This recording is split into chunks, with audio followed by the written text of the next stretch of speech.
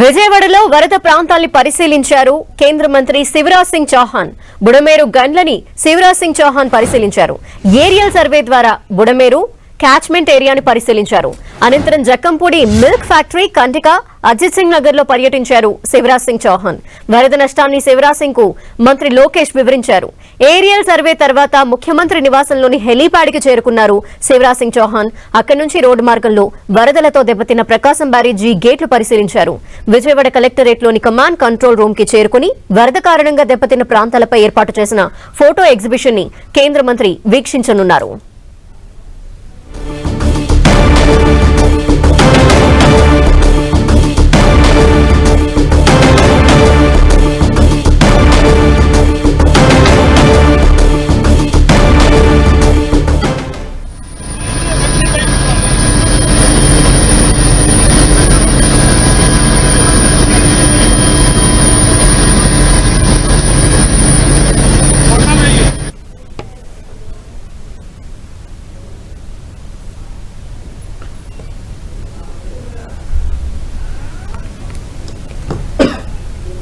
విజయవాడలో వరద ప్రభావిత ప్రాంతాలకు సంబంధించి ఏరియల్ సర్వే ద్వారా కేంద్ర మంత్రి శివరాజ్ సింగ్ చౌహాన్ పరిశీలించారు.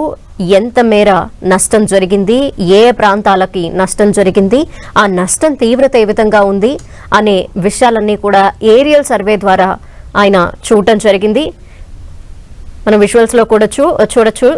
శివరాజ్ సింగ్ చౌహాన్ ఏరియల్ సర్వే ద్వారా ప్రాంతమంతా కూడా పరిశీలించిన పరిస్థితి కనిపిస్తోంది. దీనికి సంబంధించిన కంప్లీట్ డీటెయిల్స్ మా ప్రతినిధి జయరాజ్ అందిస్తారు. జయరాజ్.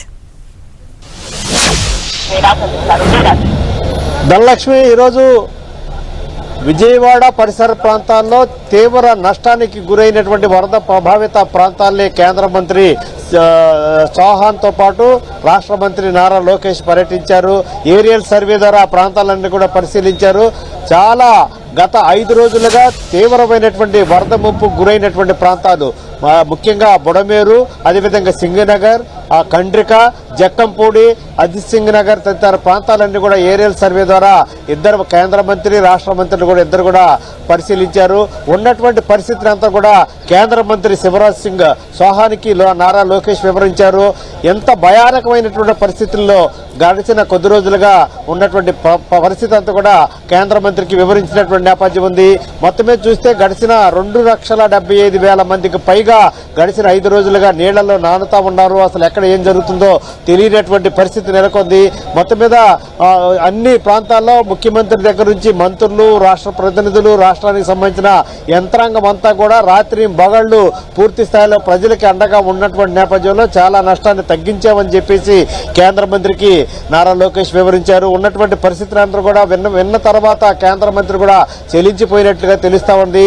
ఇంత విపత్కరమైనటువంటి పరిస్థితి, ముఖ్యంగా బెజవాడ నగరానికి ఇంతవరకు కూడా ఇంత దారుణమైనటువంటి పరిస్థితులు, ఇంత ఆందోళనకరమైన పరిస్థితులు ఎప్పుడు కూడా ఎదుర్కోలేదు. ముఖ్యంగా సింగనగర్, కండ్రిక, అదేవిధంగా పాయకాపురం, గొల్లపూడి, మధురానగర్ తదితర ప్రాంతాల్లోని ప్రజలు ఇప్పటి వరకు కూడా ఏ రకంగా ఇంత భారీగా నష్టాన్ని ఎప్పుడు కూడా చవి చూడలేదు.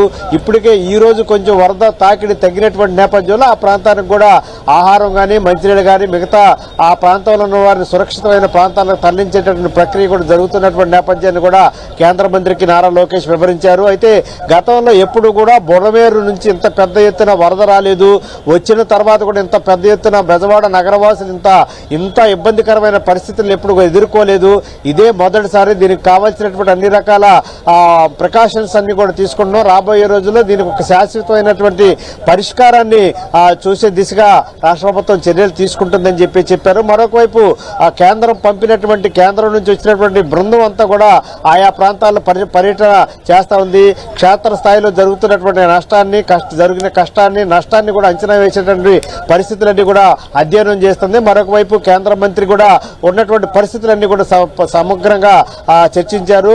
ఈ తర్వాత మొత్తం ముఖ్యమంత్రి కూడా కలిసే అవకాశం ఉంది. తర్వాత 2 రోజుల్లోగా కేంద్ర ప్రభుత్వానికి కేంద్ర బృందం నివేదిక ఇచ్చే అవకాశం ఉంది. కేంద్రం నుంచి తప్పకుండా జరిగినటువంటి రాష్ట్రంలో చోటు చేసుకున్న ఇంత నష్టాన్ని, ఇంత కష్టాన్ని పూడ్చే దిశగా కేంద్రం నుంచి పూర్తి స్థాయిలో సహాయ సహకారం లభిస్తాయని చెప్పేసి రాష్ట్ర ప్రభుత్వం పూర్తి భరోసాతో ఉంది. ధనలక్ష్మి. థాంక్యూ జయరాజ్.